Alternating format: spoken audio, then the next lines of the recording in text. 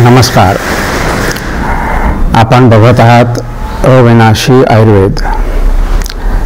श्रावण महिना सुरू झालेला आहे. महाराष्ट्रात आणि भारतभर श्रावण महिन्यात मोठ्या प्रमाणात उपवास केले जातात. परमेश्वराची आराधना केली जाते.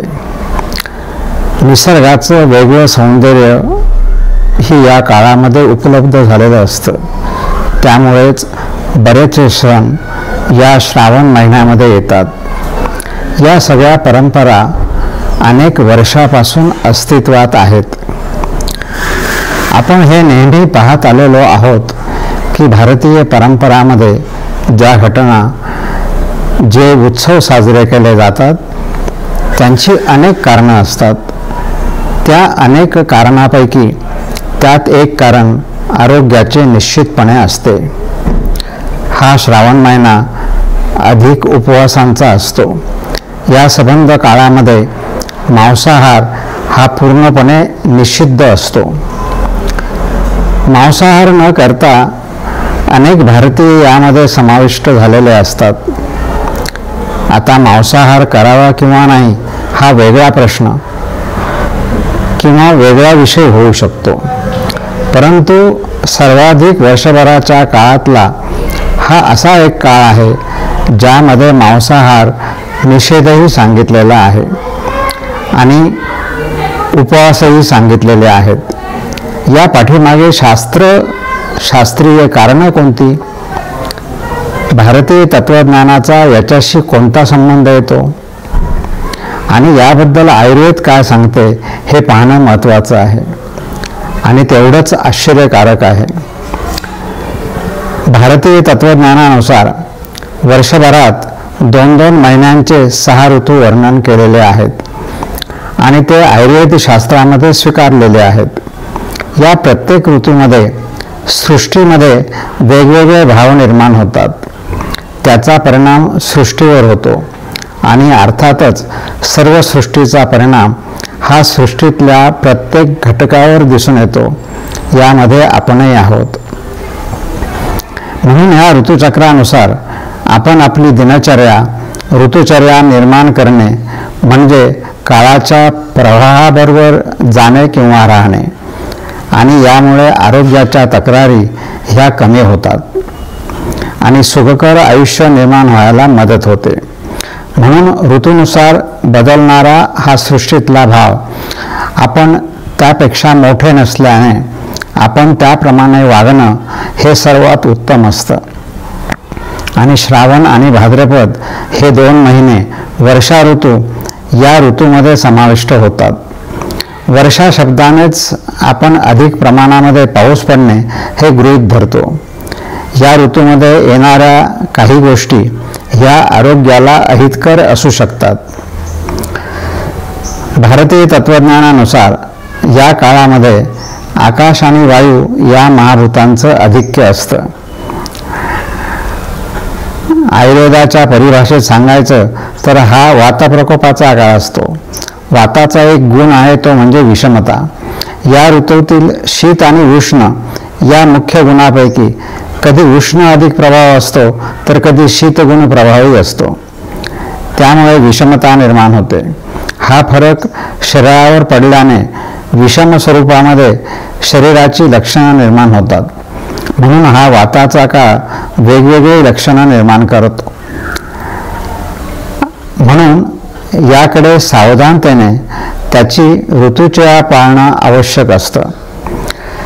आपण हे अनेक वेळा पाहिलं आहे की सृष्टीमध्ये जी गोष्ट घडते तशीच गोष्ट शरीरामध्ये घडत असते आणि म्हणून सृष्टीमध्ये वातप्रकोपाची जी लक्षणं असतात तशाच प्रकारची शरीरामध्ये ही लक्षणं निर्माण होतात. म्हणून त्या पद्धतीने आपल्या दिनचर्या आणि ऋतुचर्या जर बदलल्यात तर आपल्याला होणारे विकार निर्माण होत नाहीत. भारतीय तत्वज्ञान आणि आयुर्वेद हे अद्भुत आहे.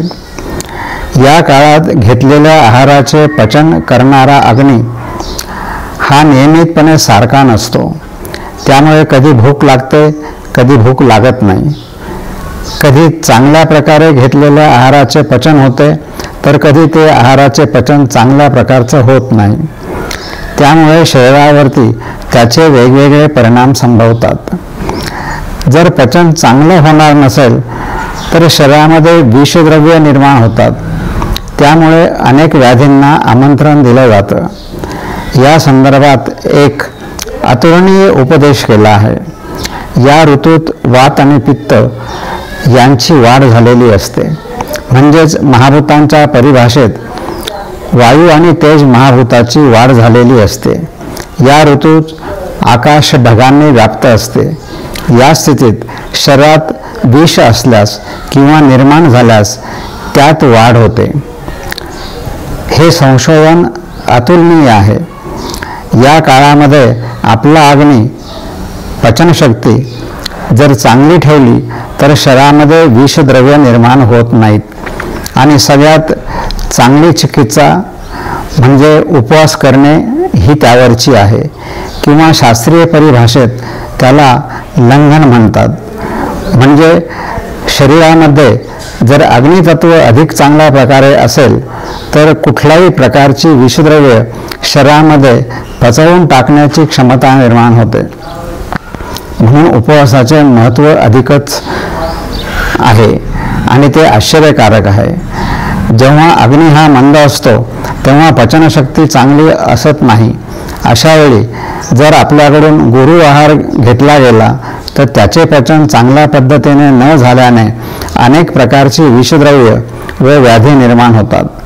मांसाहार हा पचायला गुरु असून त्या काळामध्ये त्याचं सेवन आणि त्याचं पचन जर झालं नाही तर मांसाच्या ठिकाणी अपचन झाल्याने जो विषभाव निर्माण होतो तो शरीराला अपायकारक असतो आणि त्यापासून अनेक प्रकारच्या व्याधींची निर्मिती संभवते. या वर्षा ऋतूमध्ये अनेक प्रकारच्या सूक्ष्मजीवांची निर्मिती मोठ्या प्रमाणामध्ये होते. या सूक्ष्मजीवांचे खाद्य बहुधा प्रामुख्याने आयुर्वेद शास्त्रानुसार रक्त मांस या प्रकारचं असतं.